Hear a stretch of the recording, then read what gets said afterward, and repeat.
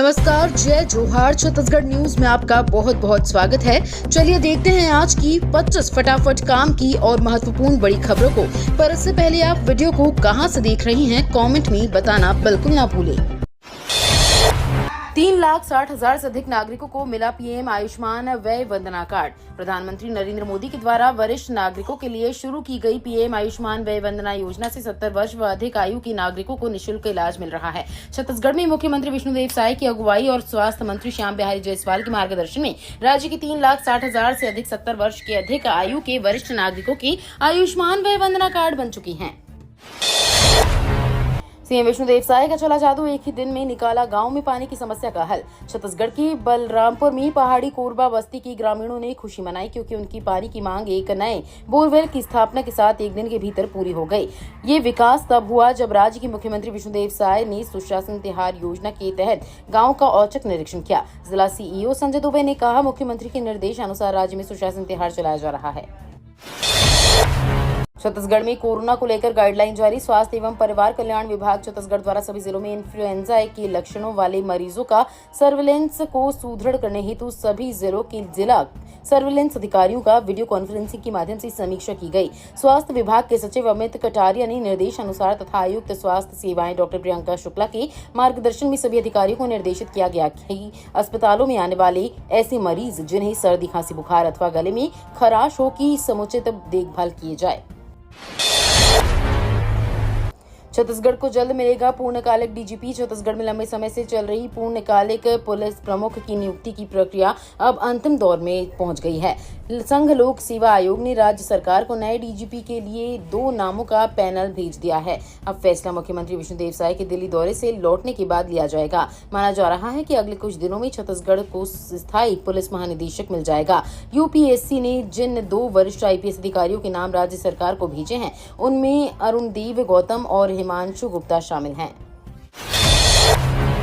छत्तीसगढ़ का भोरमदेव मंदिर बनेगा तीर्थ केंद्र से 186 करोड़ रुपए की परियोजना को मंजूरी। छत्तीसगढ़ का प्रसिद्ध भोरमदेव मंदिर अब पहले से भी अधिक भव्य और आकर्षक नजर आएगा।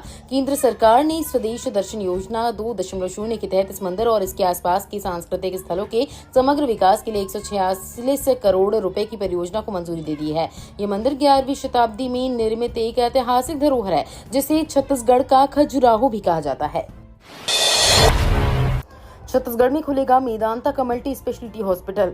छत्तीसगढ़ में स्वास्थ्य और औद्योगिक क्षेत्र में बड़े निवेश की दिशा में अहम कदम उठाते हुए दिल्ली स्थित छत्तीसगढ़ सदन में मुख्यमंत्री विष्णुदेव साय से 2 प्रमुख उद्योग समूहों ने मुलाकात की। मेदांता अस्पताल के संस्थापक और प्रख्यात हृदय रोग विशेषज्ञ डॉक्टर नरेश त्रिहनन ने रायपुर में एक अत्याधुनिक मल्टी स्पेशलिटी हॉस्पिटल स्थापित करने का प्रस्ताव दिया। उन्होंने बताया कि वे इस परियोजना से लगभग 500 करोड़ रुपए का निवेश करना चाहते हैं। ये अस्पताल उन्नत चिकित्सा तकनीक, विशेषज्ञ डॉक्टर्स, रिसर्च और प्रशिक्षण सुविधाओं से लैस होगा।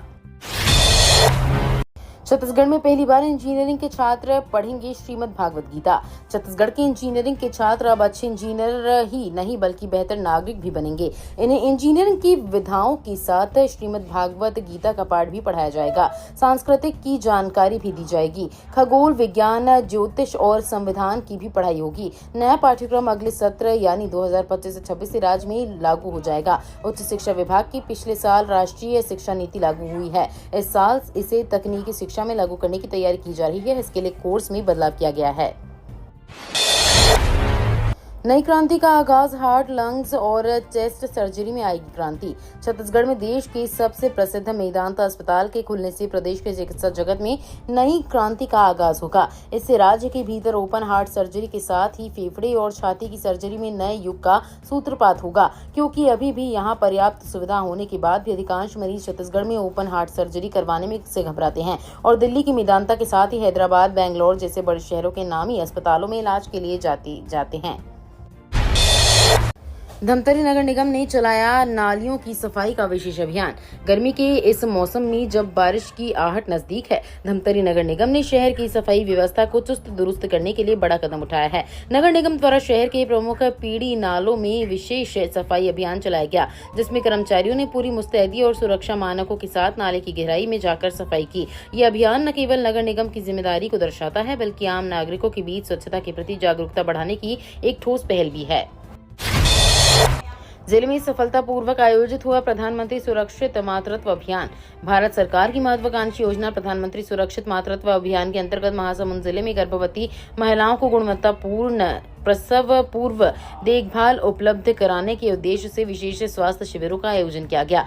इन शिविरों के माध्यम से गर्भावस्था की दूसरी और तीसरी तिमाही में सभी गर्भवती महिलाओं को निःशुल्क स्वास्थ्य जांच, चिकित्सकीय परामर्श एवं आवश्यक उपचार की सुविधा प्रदान की गई।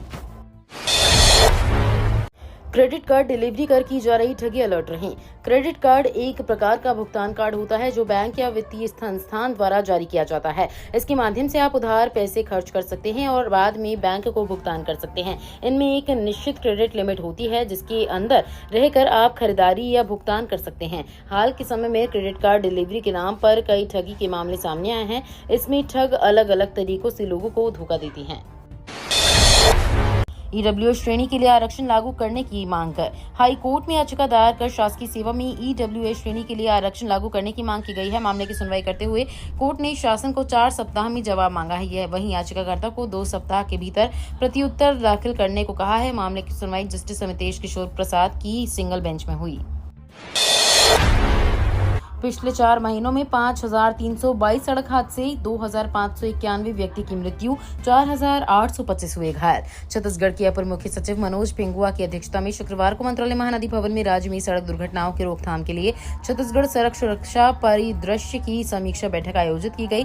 बैठक में ACS पिंगुआ ने कहा कि सड़क सुरक्षा उपायों का सबकी सहभागिता से बेहतर क्रियान्वयन हो, साथ ही सड़क दुर्घटनाओं की रोकथाम और यातायात को बेहतर बनाने के लिए समन्वित प्रयास किया जाए। अडानी के CSR मद से ITI सरिया में सोलर पैनल स्थापित। सारंगढ़ बिलाईगढ़ जिले की नगर पंचायत सरिया स्थित ITI में अडानी पावर लिमिटेड छोटे भंडार रायगढ़ के CSR मद से 5 किलोवाट का सोलर पैनल लगाया है। सौर ऊर्जा को विद्युत ऊर्जा में बदलने वाली सोलर पैनल के उपयोग से निश्चित रूप से विद्युत ऊर्जा की बचत होगी। अब निर्वाचित रूप से विद्युत की सप्लाई होगी। संस्थान में प्रशिक्षण व कार्यालय कार्य सुचारू रूप से नियमित संचालित होंगी।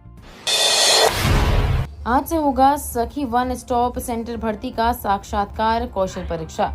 महिला एवं बाल विकास विभाग के मिशन शक्ति अंतर्गत सखी वन स्टॉप सेंटर के संचालन हेतु सेवा प्रदाताओं के भर्ती के लिए आवेदन पत्र पंजीकृत डाक से आमंत्रित किए गए थे, जिनका पात्र अपात्र और मेरिट सूची 19 मई 2025 को जारी किया गया है। इन पदों पर मेरिट के आधार पर साक्षात्कार कौशल परीक्षा आज को अपराह 3 बजे कार्यालय परियोजना अधिकारी एकीकृत बाल विकास परियोजना खेलभाटा मैदान के पास सारंगढ़ में आयोजित की गई है। फार्मा क्षेत्र में नई क्रांति, 11 उत्पादों के लिए केंद्र सरकार ने शुरू की उत्पादन से जुड़ी प्रोत्साहन PLI योजना। भारत सरकार की फार्मास्यूटिकल्स विभाग ने देश में 11 महत्वपूर्ण दवाओं के निर्माण को बढ़ावा देने के लिए उत्पादन से जुड़ी प्रोत्साहन योजना शुरू की है। ये योजना घरेलू विनिर्माण क्षमता बढ़ाने और फार्मा उत्पादों की आपूर्ति श्रृंखला को मजबूत करने के उद्देश्य से बनाई गई है।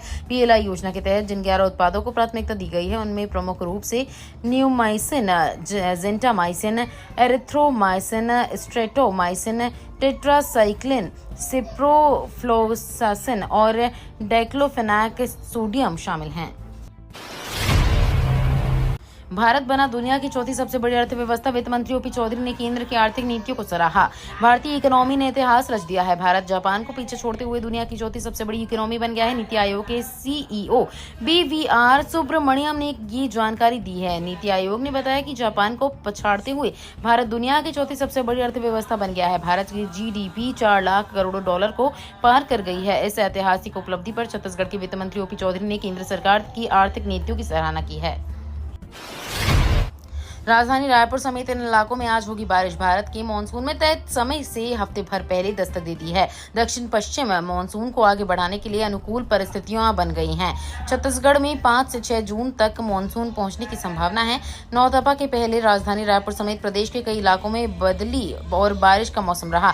सुबह से ही बौछारें पड़ती रही। ठंडक से मिली राहत के बाद दोपहर और को उमस ने लोगों को परेशान कर दिया।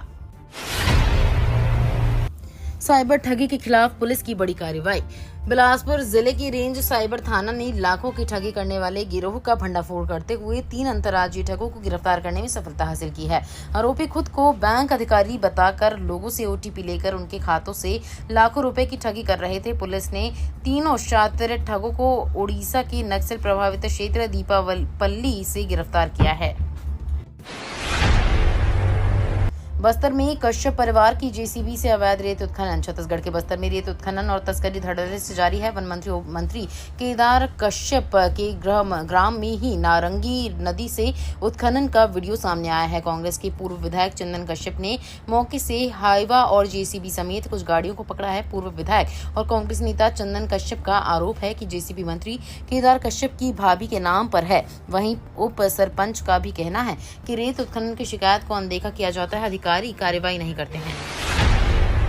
जशपुर में यातायात नियम तोड़ने वालों पर कार्रवाई। छत्तीसगढ़ के जशपुर में पुलिस ने यातायात नियमों का उल्लंघन करने वालों के खिलाफ कार्रवाई की है। पिछले 1 महीने में 24 लोगों के ड्राइविंग लाइसेंस निलंबित किए गए हैं। शराब पीकर वाहन चलाने के मामले में 4 लोगों पर कार्रवाई की गई है। इनमें मरोल निवासी अशोक यादव, काई कछार निवासी सुरेश इक्का, सकरडीह निवासी रोशन तिर्की और दरबागी टोली निवासी विनय कुमार सिंह शामिल हैं।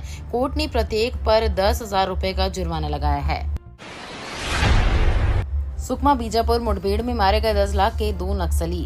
छत्तीसगढ़ के सुकमा और बीजापुर जिले में पेसल पाड़ और तुमरेल इलाके में हुई मुठभेड़ में जवानों ने 10 लाख रुपए के 2 इनामी नक्सलियों को ढेर कर दिया है। ये दोनों एसीएम कैडर के नक्सली हैं। दोनों पर 5-5 लाख रुपए का इनाम घोषित था। मौके से हथियार समेत अन्य सामान भी बरामद किया गया है। जानकारी के मुताबिक फोर्स को सूचना मिली थी कि उस इलाके में भारी संख्या में नक्सलियों की मौजूदगी है। सरगुजा में महिला टीचर से 25 लाख की ठगी। सरगुजा में शिक्षिका को दूसरे की जमीन दिखाकर युवक ने 25 लाख रुपए में सौदा किया और पैसे ले लिए। रजिस्ट्री करने के लिए टाल मटोल करने पर शिक्षिका ने जांच की तो जमीन दूसरे की निकली। युवक ने दूसरी जमीन की रजिस्ट्री करने का भी झांसा दिया, लेकिन वो जमीन भी दूसरे की निकली। शिक्षिका की रिपोर्ट पर पुलिस ने युवक के खिलाफ धोखाधड़ी का अपराध दर्ज किया है। मामला कोतवाली थाना क्षेत्र का है। पीएम मोदी मन की बात। पीएम मोदी बोले, ऑपरेशन सिंदूर बदलते भारत की तस्वीर। प्रधानमंत्री नरेंद्र मोदी ने अपने रेडियो शो मन की बात के जरिए लोगों से बात की। कार्यक्रम का आज 122वां एपिसोड प्रसारित हुआ। पीएम मोदी ने कई मुद्दों पर बात की। इस दौरान उन्होंने ऑपरेशन सिंदूर, भारतीय सेना के पराक्रम पर बात की। उन्होंने कहा कि देश के हर नागरिकों ने संकल्प लिया है कि आतंकवाद को खत्म करना ही है। उन्होंने ये भी कहा है कि ऑपरेशन सिंदूर सिर्फ एक सैन्य अभियान नहीं है, एक बदलते भारत की तस्वीर है। ग्रामीणों को मिलेगी बड़ी राहत। रजिस्ट्री के साथ अब नामांतरण भी होगा आसान। भारत द्वारा रजिस्ट्री की प्रक्रिया में किए गए 10 नई क्रांतियों पर खैरागढ़ कलेक्ट्रेट सभाकक्ष में 1 दिवसीय कार्यशाला का आयोजन किया गया। इस अवसर पर कैबिनेट मंत्री लखनलाल देवांगन ने कार्यशाला को संबोधित करते हुए कहा कि प्रधानमंत्री नरेंद्र मोदी जी की मंशा है कि शासन व्यवस्था में पूर्ण पारदर्शिता सुनिश्चित हो।